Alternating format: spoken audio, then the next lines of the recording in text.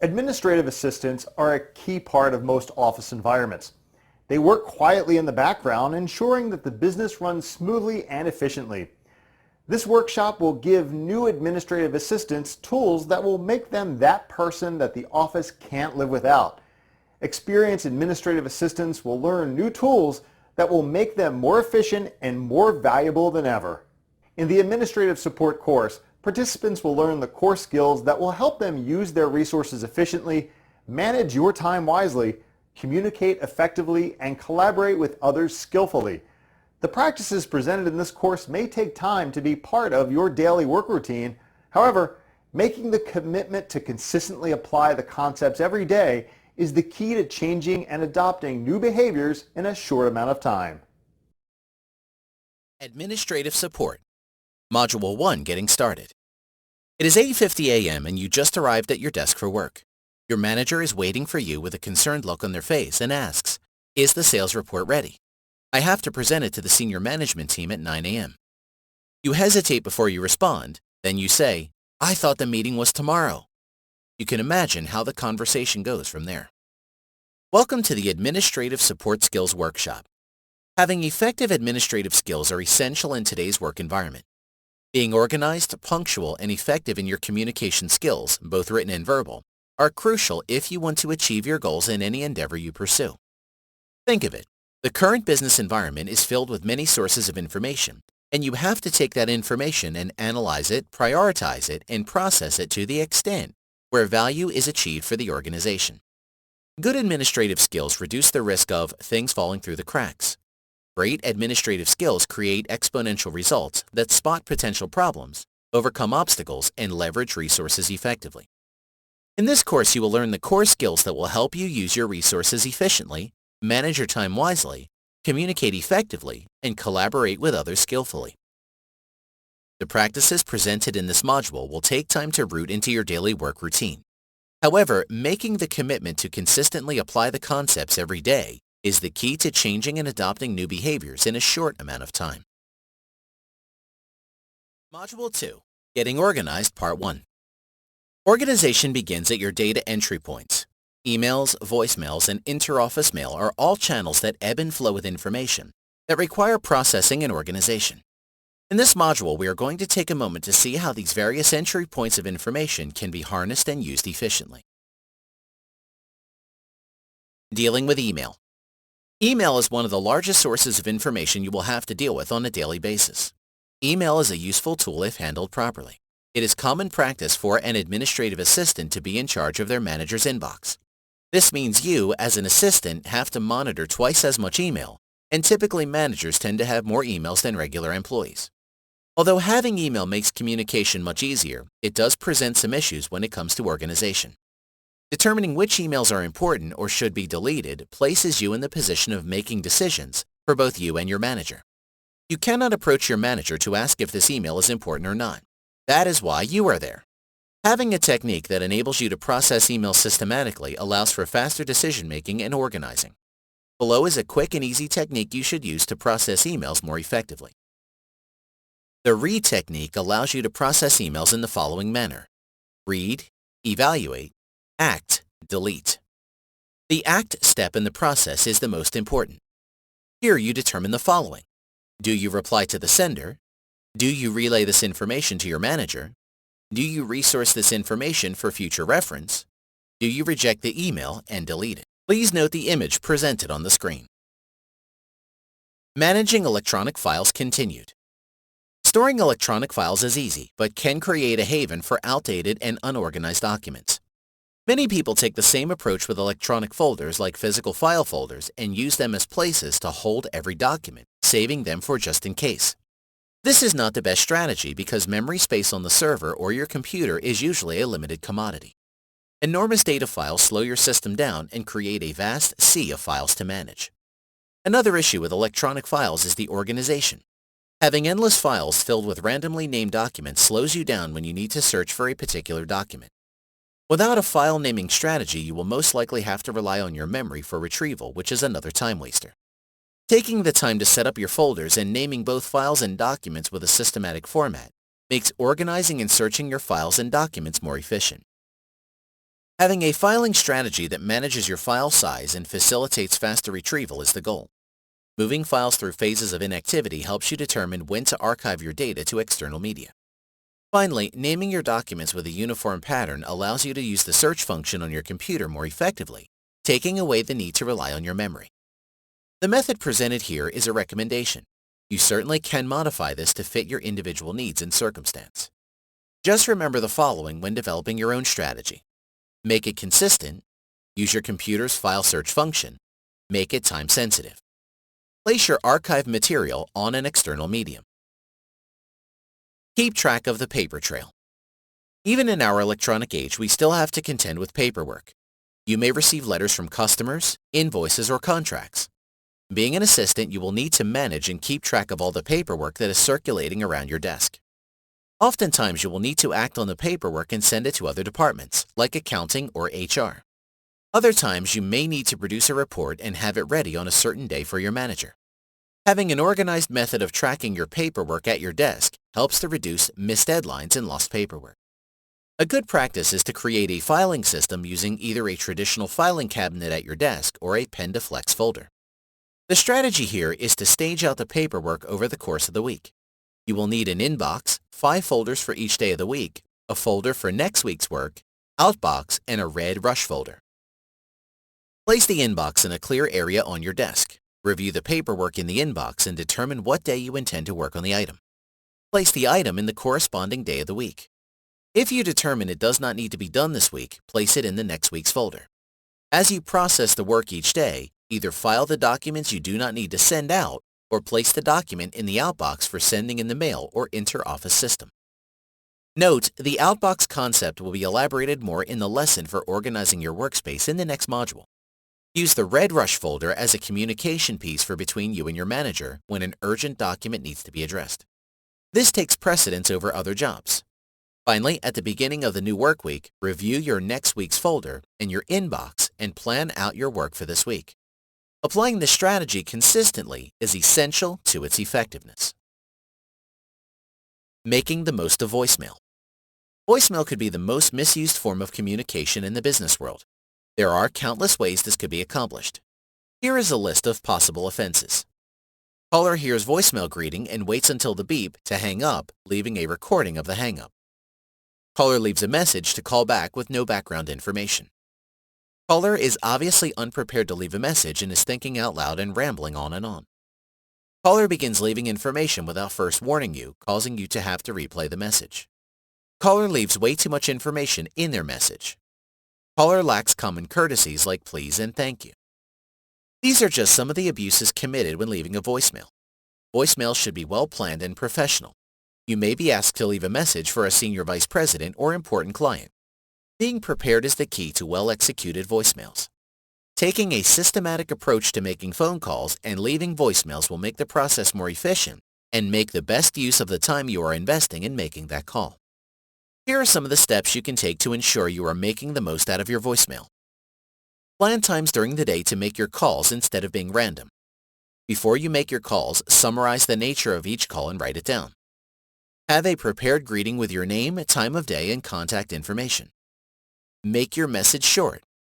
Before giving instructions or information the recipient has to write down, tell them to get a pen ready and pause for a few seconds so they can prepare. Always be professional and use common courtesies. Alex struggled in his organization due to his email account's disorganization. When he got in trouble with his manager because of it, he decided to tell Alex about some tips such as making a note of the sender and seeing what an email is about. Together with this, his manager also taught him how to plan and manage electronic files in such a way that will keep everything organized. Additionally, he also taught him how to handle offline equipment and voice video calls. Today, Alex avoided getting fired because of his lack of organization and work, but he also started thinking for himself, which in turn has made him a lot better in his field of work. Module 3, Getting Organized, Part 2. You are now ready to begin working on the data you receive through the various channels we discussed in the previous module. Now it is time to organize your environment to be more efficient. This module will give you some great suggestions on how to organize your workspace, your tasks, and the people you work with on projects. Keeping your workspace organized. Our workspace is a reflection of your organizational skills. Having a cluttered, unorganized workspace sends the message to others that you may be the type of person that loses things or is constantly behind on projects. Taking the time to organize your workspace is a good investment. It not only improves your efficiency, it sends the message to your manager and peers that you are organized. Here are some basic suggestions to make your desk a true workspace. Only place books, binders, and other reference materials on your desk that you use on a weekly basis. All other infrequently used materials should be placed in a drawer or cabinet. Keep personal effects to a minimum on your desk. Perhaps 1 or 2 photos of your family, favorite sports team, or pet are enough to personalize your area. Next, create a workflow pattern on your desktop. This will keep you from creating piles of work to accumulate atop your desk. Here are some recommendations. Create a landing place where you will begin processing work either from left to right or vice versa. This work could come from your paper trail folder system mentioned earlier or just work you have to complete.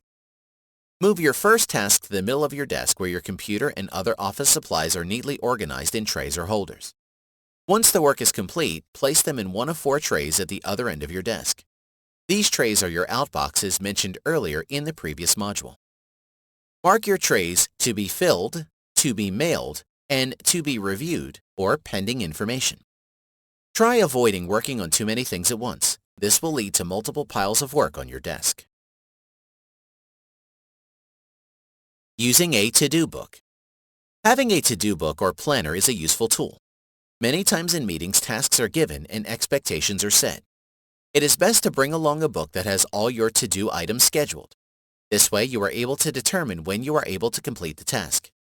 Placing all of your tasks in your computer is a good thing, but you cannot take your computer to a meeting or when meeting a client. A to-do book is a simple way to carry all your pending tasks.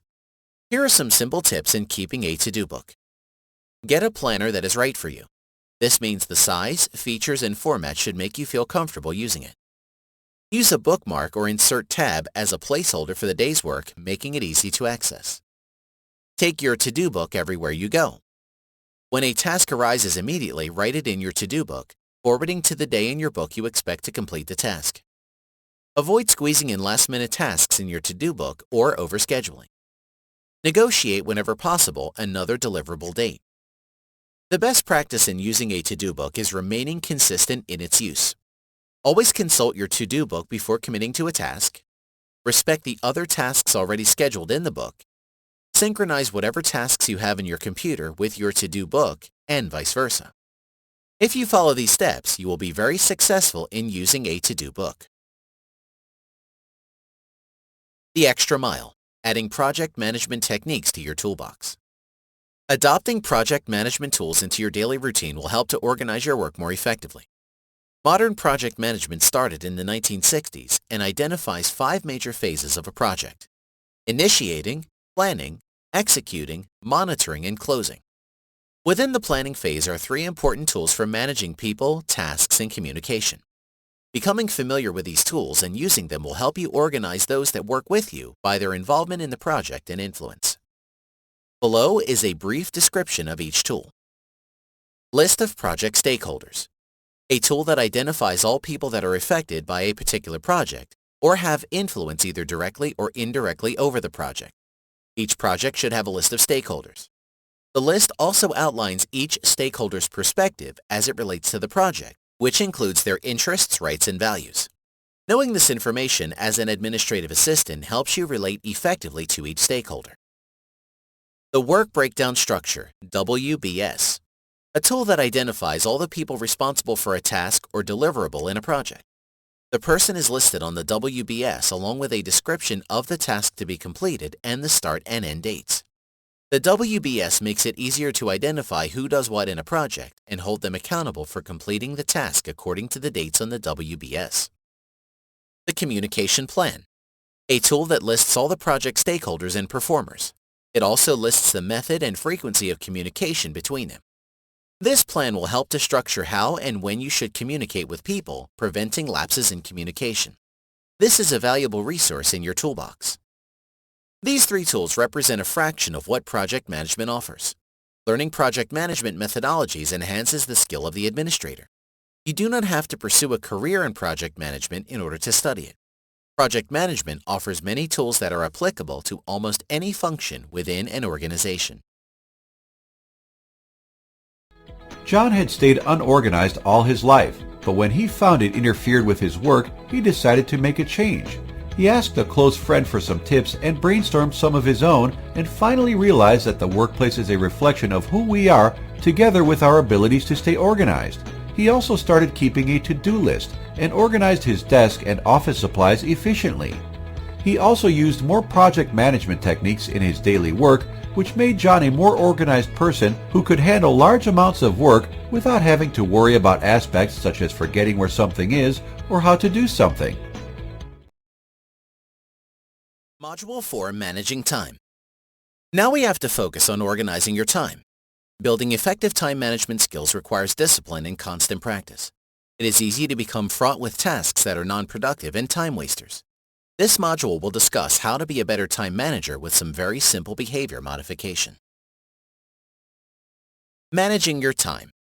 Time is a limited resource at work. Being an administrative assistant means you will be dividing your time with your manager. Your manager will ask you to do things and take up your valuable resource.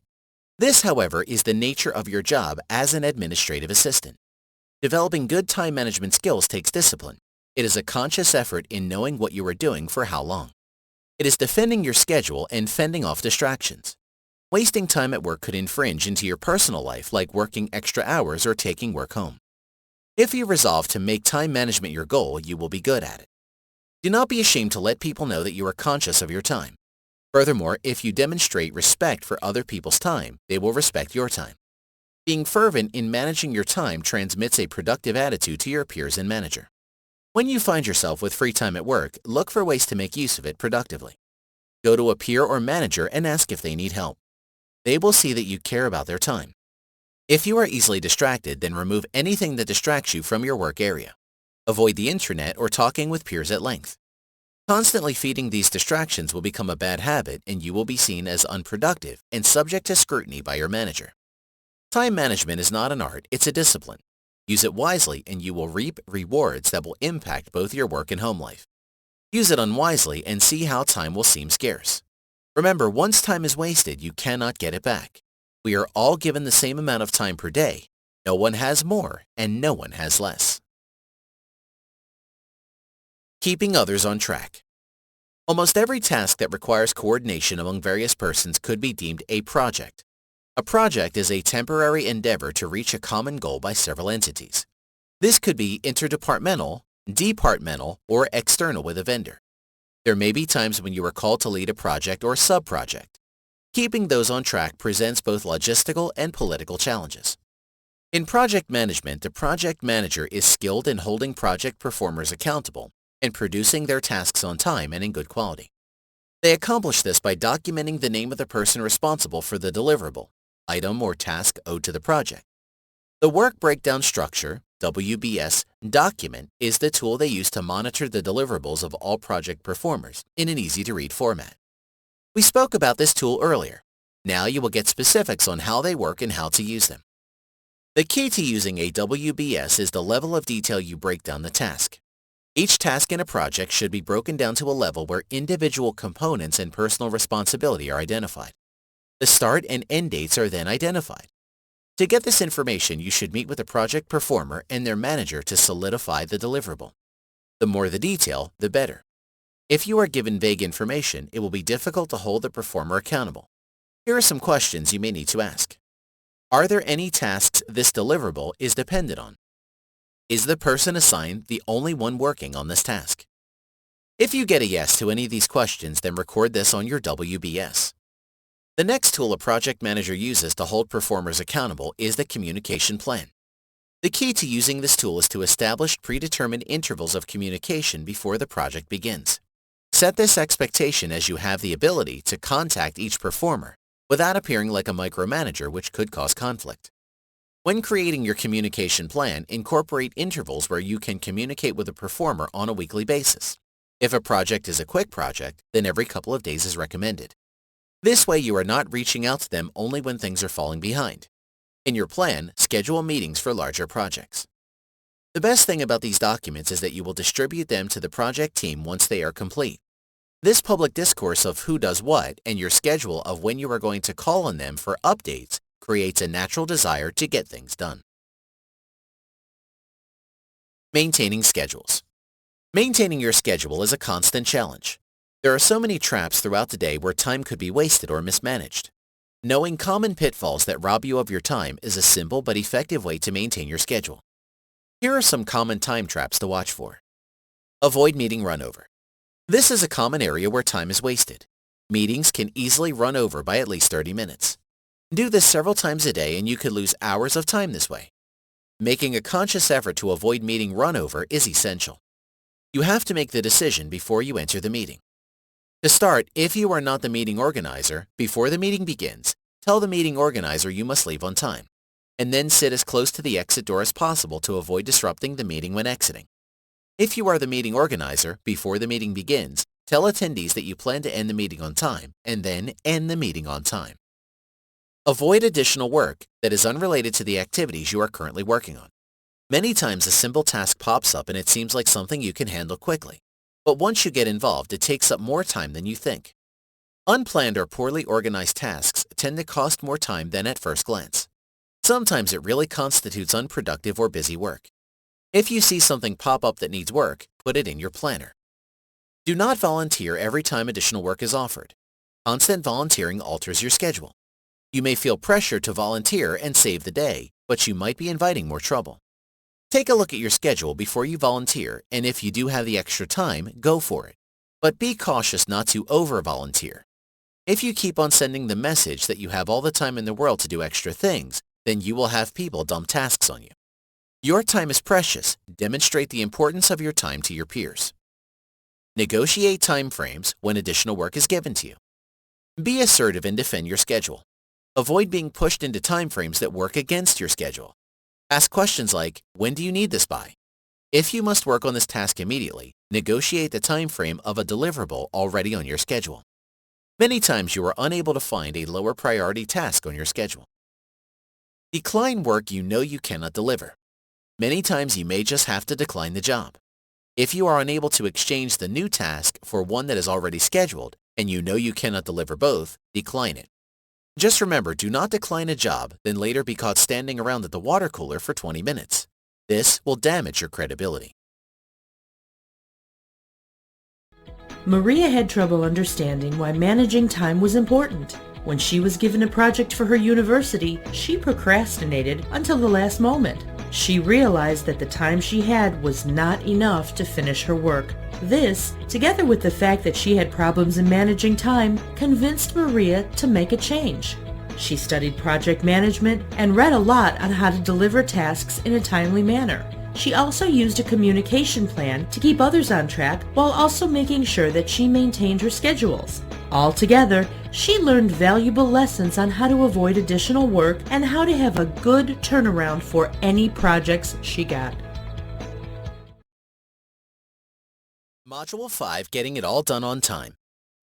Ultimately, it is our job to deliver things on time.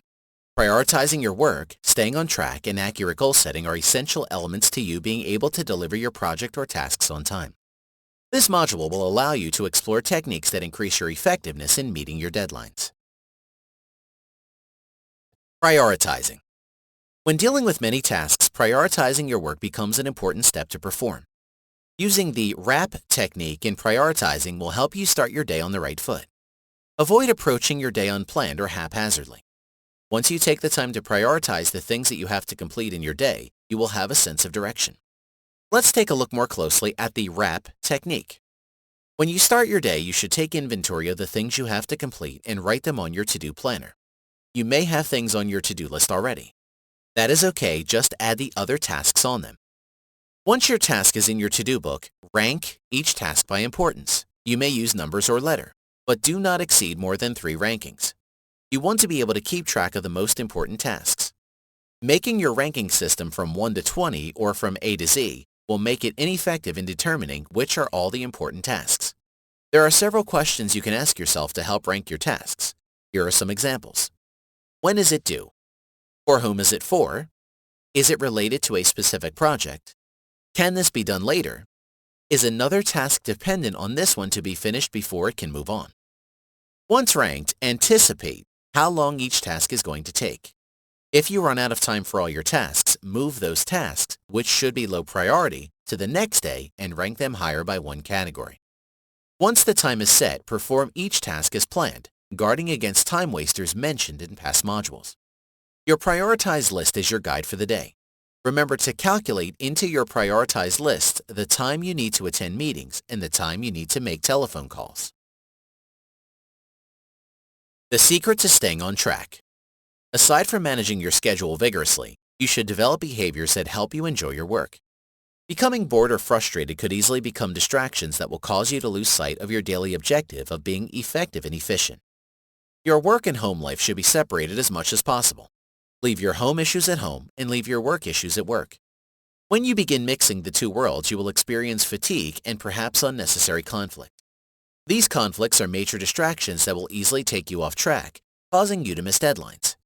Let the ride to and from work be your transitioning time. On the way to work, listen to motivational and inspirational messages to help gear you up for the day. On the way home, listen to softer classical music. This will help you become more relaxed. Another secret is to schedule your creative work in the morning.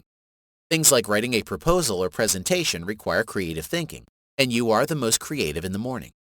You have your most energy and thrive in the early part of your day. Once the afternoon comes, you will probably have lost most of your zip.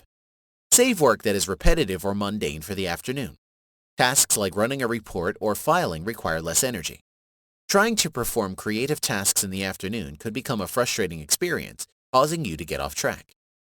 Finally, track progress, check off things that you have accomplished, and celebrating completed tasks are helpful in boosting your morale. Many times we do not get pat on the back or recognition on a daily basis that helps motivate us to keep a high level of energy and productivity. Take the time to track and celebrate your achievements. Whenever we check off a task on our to-do list, a chemical reaction takes place in the brain that gives us a good feeling. These chemicals are called endorphins. You get them all the time when someone tells you that you did a great job or when you take a moment and look over the job you just finished. Help yourself by triggering these chemicals on your own by celebrating success, because becoming distracted or bored leads to losing track. Avoid it by following these secrets. Think of it. Whenever you do something you like and it gives you a sense of accomplishment, the time goes by fast and you get a lot done. The same holds true for your work. Make it a fun thing to accomplish tasks at work. Goal setting. There are many ways to set goals. When dealing with project or task-related goals, making you accountable to others is a huge motivating factor in reaching the goal. Many times we set goals for ourselves but rarely share them with others. There is a temptation not to meet the goal since no one is watching except you. DART goal setting is designed to help you maintain motivation in reaching the goal. It requires you to define or determine the goal, announce the goal, adjust it, and time lock it. Defining the goal is probably the easiest step. Write down what you want to accomplish and review it. Ask yourself if it is too vague. If it is, then you may need to write it again to be more specific. Next, announcing or making a public statement about the goal you want to achieve puts natural pressure to achieve the goal. If you tell your manager you will have the report done by the afternoon, you will do all you can to meet that goal. If you tell your project team that you will have the task completed by a certain day, you will feel a responsibility to the team like the runner from the marathon team I mentioned earlier. In addition, when you publicly state your goals, you are inviting feedback that may help you revise your goals to be better. For instance, you may state that you will complete a task by a certain date. However, a colleague may inform you that an issue exists that may hinder your progress. This is information that should help you revise your goal with a better time frame.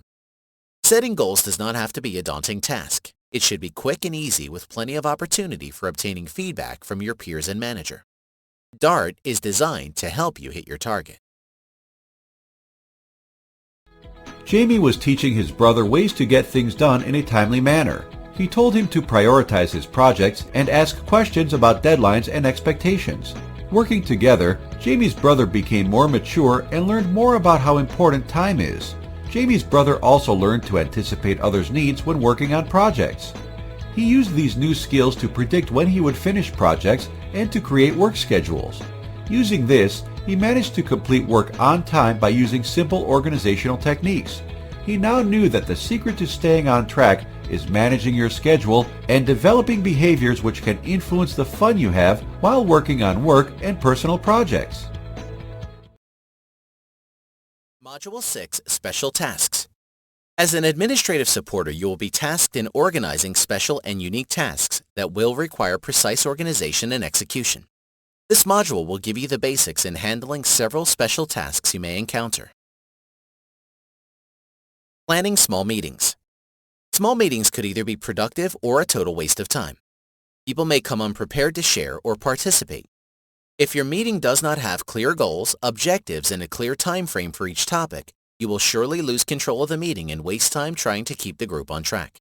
Having a set approach to planning small meetings will assure that you will set up your meeting to be the most efficient and effective. Here is a quick checklist for planning a small meeting. Purpose defined. Your meeting should have a purpose. What is the reason for the meeting? What is this meeting going to accomplish? Defining the purpose will even help you determine if a meeting is necessary. Many times there are meetings called to share updates. This could be accomplished with a simple presentation sent via email. Subjecting project teams to constant update meetings decreases the power of meeting in general. Save your meeting time for brainstorming, problem solving, etc. Objective of the meeting determined. State what the result or outcome of this meeting will produce.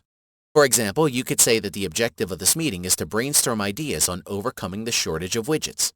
If you have several objectives, set time limits for discussing each objective. If the objective is complicated, then use the entire meeting time to resolve it. But try writing an agenda that will keep you on track of the topics you need to cover. People to attend identified. Once you set your objective, then you are able to determine who to invite. If major decisions are going to be made, then invite the right audience. Checklist of supplies created. You may need flip charts and other items or resources to facilitate the meeting. Organize the resources. Make sure all resources on your checklist are available and in working order. Make appointments with those you need to meet in order to acquire the resource. Reserve a place or room. Make sure you contact the keeper of the room schedule. Reserve the room well in advance to avoid being blocked from that room. Make sure you get confirmation of the reservations. Notify the attendees. Send a meeting invite to those attending the meeting with at least a few days' notice. Try avoiding last-minute meetings. In your message, state the meeting purpose, objective, and place it will be held. Be professional in your invitation and avoid being too casual.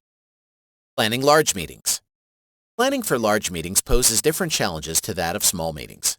In large meetings, you will have to deal with vendors and other external entities that you will depend on to help execute your plan.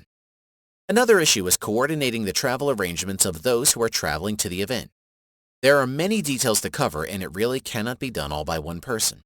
The FAST strategy helps you organize who, what, where, why, and how for your large meeting. Let's take a look. Form. In this phase, you will form your meeting project team. There are many things to think about and organize, and doing all on your own is taking a big risk. Gain approval from your manager to enlist the help of others in planning for your event. Once the team is formed, you should create project and budget plans. Acquire. In this phase, you will acquire the necessary information to begin solidifying your plan. Here you obtain quotes from your vendors, caterers, entertainment provider, printing costs, and hall or hotel venue. In addition, you would acquire a list of resources you may need to bring from work like reports or a presentation. Secure. In this phase, you will confirm the needed resources for your large meeting. Make sure you get these items secured in advance. Waiting till the last minute could result in you not being able to secure the resource. Make sure you secure the venue, caterer, attendees, transportation, hotel accommodations, and the date for the event. Take. In this place, take the time to arrive early and verify all is set up according to your plan. This is when you test any audiovisual equipment and the presentation. You should take the name of the manager of the venue and get to know them just in case you need to contact them for an issue or problem. The same is true for the caterer and the entertainment provider. Take their names too. Finally, take down lessons you learned from this event for planning future events. This is how you get better at planning for large events. Large events do not have to be complicated. If you follow the FAST steps, you should be able to handle this process with minimal stress, one step at a time. Organizing travel.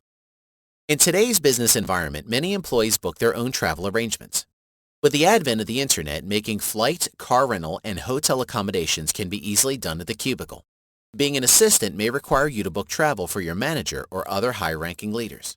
Becoming familiar with certain travel arrangement internet sites will help you organize travel easier. Internet travel sites are a great tool for arranging travel to other locations away from your site. Events like training, conventions, sales meetings, board of directors off-site are examples of travel to a location away from the site where internet travel are very useful. If your travel group is numerous, you may want to call a particular hotel at the destination site and negotiate a good rate. For travel to your site, you should establish a relationship with a local hotel. You can call your local hotels and negotiate a corporate rate for those travelers coming in from other sites. Obtain a written agreement on the rate. It is also a good practice to visit the hotel and visually inspect the property. Here is a list of things you should look for when visiting: parking, safety, cleanliness, proximity to restaurants, hotel amenities. You could do the same with your car rental agent. The internet has made travel arrangements easier to organize because they typically use emails to confirm all arrangements, and you are able to access the reservation yourself and make adjustments as necessary. Peter works at a law firm where he is in charge of the local projects and requests which come in. From time to time, his boss asks him to plan meetings and organize different events. However, Peter used to feel out of his element whenever such a thing happened. Eventually, he stopped worrying about such issues when he finally had enough practice. Peter understood what to check for before a meeting starts, how to make sure that the guests are engaged, together with how to get a point across and make sure that everything is running smoothly.